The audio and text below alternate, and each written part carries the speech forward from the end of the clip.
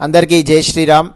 చాలామంది కూడా అడుగుతున్నారు, మృత్యుంజయ మంత్రం ఎప్పుడు చెప్పాలి, ఏ సమయంలో చెప్పాలి, అలానే రోజుకి ఎన్నిసార్లు చెప్పుకోవాలి అని చెప్పి ఎందరో అడుగుతున్నారు.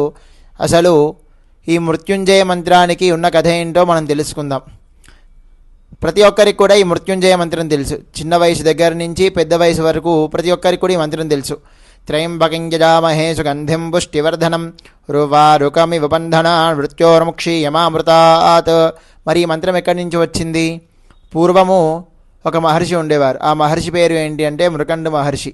ఆయనకి సంతానం లేక పరమశివుడి కోసం చాలా తపస్సు చేస్తూ ఉన్నాడంట. తపస్సు చేస్తున్నప్పుడు స్వామివారు వచ్చి ఈయనకు ఒక వరం ప్రసాదించారు. ఆ వరం ఏంటి అంటే 100 ఏళ్ళు బతికే ఒక చెడ్డ గుణాలు కలిగిన పిల్లవాడు కావాలా, లేక 16 ఏళ్ళు బతికే ఒక మంచి జ్ఞాని కావాలా అని అడగగానే అప్పుడు ఈ మృకండి మహర్షి నాకు 16 ఏళ్ళు బతికే మంచి జ్ఞాని కావాలి అని చెప్పి కోరుకుంటాడు. స్వామివారు ఒక అబ్బాయిని ప్రసాదిస్తాడు.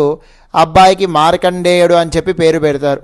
మరి ఆ పిల్లవాడు యుక్త వయసుగా పెరుగుతూ ఉన్నాడంట. 16 ఏళ్ళు వచ్చాయి. 16 ఏళ్ళు రాగానే ఇంకా అతనికి మృత్యు సంభవించింది. యమధర్మరాజు వచ్చాడు. అప్పుడు ఈ మహర్షి వెళ్ళి శివలింగాన్ని గట్టిగా హత్తుకొని ఈ మంత్రం చెప్పాడంట. త్రయంబకం యజామహే సుగంధిం పుష్టివర్ధనం ఉర్వారుకమివ బంధనాన్ మృత్యోర్ముక్షీయమామృతాత్ అని చెప్పి స్వామివారిని వేడుకోగానే స్వామివారి శివలింగం లోపల నుంచి బయటికి వచ్చి ఉద్భవించి ఆ అబ్బాయికి చిరంజీవిగా ప్రసాదించాడు. చిరంజీవి అంటే 100 ఏళ్ళు నువ్వు ఎలాంటి మరణం లేకుండా జీవించి ఉంచాలి అని చెప్పి స్వామివారు అతనికి ప్రసాదించాడు.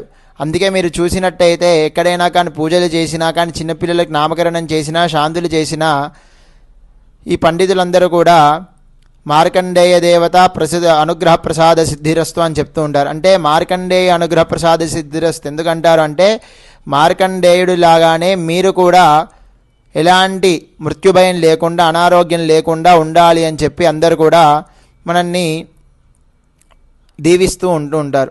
అలానే మరి ఈ మంత్రం ఎప్పుడు చెప్పుకోవాలి అంటే ఉదయం లేవగానే స్నానం చేసి ఒక మంచి ప్రదేశంలో కూర్చొని చెప్పుకోవాలి. లేకపోతే ఉదయము బ్రాహ్మీ ముహూర్తంలో చెప్పుకోవడం ఇంకా మంచిది. దీంతో పాటు రోజు కూడా ఈ మంత్రాన్ని 108 సార్లు జపం చేయాలి.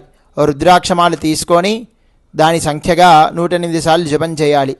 లేకపోయినట్లయితే అంతసేపు కూర్చోలేము, లేకపోతే సమయం లేదన్నప్పుడు కనీసము 21 సార్లు జపం చేయాలి. లేకపోతే 9 సార్లు అయినా కానీ ఈ మంత్రాన్ని జపం చేసుకోవాలి.